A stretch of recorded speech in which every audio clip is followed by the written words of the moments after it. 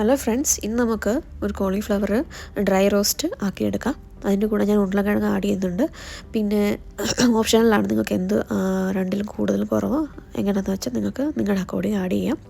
അതിന് വേണ്ടിയിട്ട് ഞാൻ 200 ഗ്രാം കോളിഫ്ലവറാണ് കഴുകി ഉപ്പും മഞ്ഞൾപ്പൊടി ഇട്ട് ചൂടുവെള്ളത്തിലിട്ടിട്ട് ഡ്രൈ ആക്കി എടുത്തിട്ടുണ്ട്. 2 മീഡിയം സൈസ് ഉരുളക്കിഴങ്ങ് എടുത്തിട്ടുണ്ട്. ഈ 2 ടേബിൾ സ്പൂൺ എണ്ണയാണ് ഞാൻ ചൂടായ പാനിലോട്ട് ഒഴിക്കുന്നത്.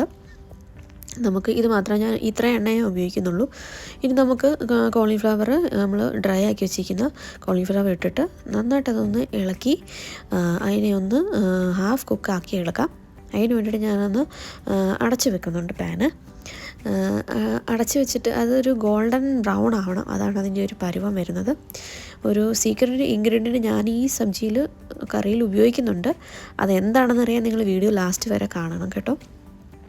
ഇനി ഞാൻ 2 മീഡിയം സൈസ് ഉരുളക്കിഴങ്ങ് ഞാൻ എടുത്തിട്ടുണ്ട്. അതിനെ ഒന്ന് ഡ്രൈ ആക്കി എടുക്കുന്നുണ്ട്, റോസ്റ്റ് ചെയ്തെടുക്കുന്നുണ്ട്. ഒരു ഗോൾഡൻ കളർ വരാൻ വേണ്ടിയിട്ട് അടച്ചു വെച്ചു. ഇനി നമുക്ക് ഇതുപോലെ ഗോൾഡൻ ബ്രൗൺ ആയിട്ടുണ്ട്. ഇനി ഞാൻ അതിനെ ഒന്ന് എടുത്ത് മാറ്റി വെക്കുകയാണ്. ഇനി നമുക്ക് ബാക്കിയുള്ള എണ്ണയിലോട്ട് ഞാൻ ഇച്ചിരി ജീരകം ഇടുന്നുണ്ട്, ഓപ്ഷണലാണ്. ഈ വേണ്ടെങ്കിൽ ഇടാതിരുന്നാലും കുഴപ്പമില്ല. ജീരകം ഇട്ടു, അതൊന്ന് പൊട്ടി കഴിഞ്ഞിട്ട് ഞാൻ ഈ നമ്മൾ മാറ്റി വെച്ചിരിക്കുന്ന ഡ്രൈ റോസ്റ്റ് ചെയ്തേക്കുന്ന ഹാഫ് കുക്ക്ഡ് ആയിട്ടുള്ള വെജിറ്റബിൾസ് ഇട്ട് കൊടുക്കുന്നുണ്ട്. എന്നിട്ട് നല്ലതായിട്ട് ഞാനത് മിക്സ് ചെയ്യുന്നുണ്ട്. അത് കഴിഞ്ഞ് ഞാൻ കുറച്ച് മഞ്ഞൾപ്പൊടി ഇടുന്നുണ്ട്, 2 പിഞ്ച് മഞ്ഞൾപ്പൊടി ഇടുന്നുള്ളൂ. പിന്നെ ആവശ്യത്തിനുള്ള ഉപ്പ്, നമ്മൾ ഉപ്പ് ഇതുവരെ ഇട്ടിട്ടില്ല, അപ്പോൾ നമ്മൾ ഉപ്പും കൂടി ഇടുന്നുണ്ട്. അത് കഴിഞ്ഞിട്ട് അത് നല്ലതായിട്ടൊന്ന് ഇളക്കിയിട്ട് അതിൻ്റെ ഒരു പച്ചമണം ഒന്ന് മാറാൻ വേണ്ടിയിട്ട് ഞാൻ അടച്ച് വെക്കുന്നുണ്ട്. നല്ലതായിട്ടൊന്ന് സ്റ്റീം കയറണം അതിൽ. കറി എളുപ്പം ഉണ്ടാക്കാൻ പറ്റുന്നൊരു കറിയാണ് കേട്ടോ. നമുക്കൊരു 5 to 7 minutes മാക്സിമം മതി. ഇതൊന്ന് കറി സബ്ജിയെല്ലാം കട്ട് ചെയ്ത് വെച്ചിട്ട് അത്രയും സമയം മതി നമുക്ക്. അത് കഴിഞ്ഞിട്ട് ഞാൻ നല്ലതായിട്ടായിട്ടുണ്ട്. ഇനി ഞാൻ ടീസ്പൂൺ കണക്കാണ് പറയുന്നത്. 1.5 ടീസ്പൂൺ മല്ലിപ്പൊടിയും 2 ടീസ്പൂൺ മുളക് പൊടിയുമാണ് ഞാൻ ഈ കറിയിൽ ഉപയോഗിക്കുന്നത്. നന്നായിട്ട് അതിനെ നമുക്കൊന്ന് മിക്സ് ചെയ്തെടുക്കാം. ഇനി അതെല്ലാം ഒന്ന് കോട്ടായി വരണം.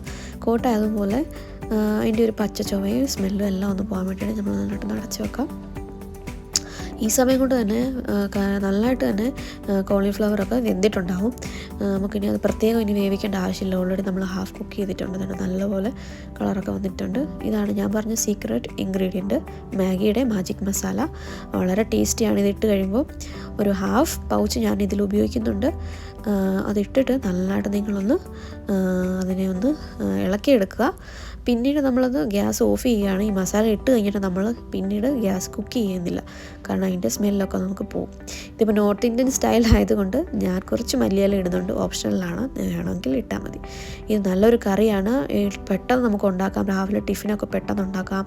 ദോശയുടെ കൂടെ, അപ്പത്തിൻ്റെ കൂടെ, ചപ്പാത്തിയുടെ കൂടെ, ചോറിൻ്റെ കൂടെയൊക്കെ കഴിക്കാൻ പറ്റിയ നല്ലൊരു കറിയാണ് കേട്ടോ. നിങ്ങളെല്ലാവരും ഉണ്ടാക്കി നോക്കുക. ഉണ്ടാക്കി നോക്കിയിട്ട് ഇതിൻ്റെ ഫീഡ്ബാക്ക് എന്നോട് പറയണം. ഇതൊരു നോർത്ത് ഇന്ത്യൻ സ്റ്റൈലായിട്ടുള്ളൊരു ഡിഷാണ്. Hope you like it.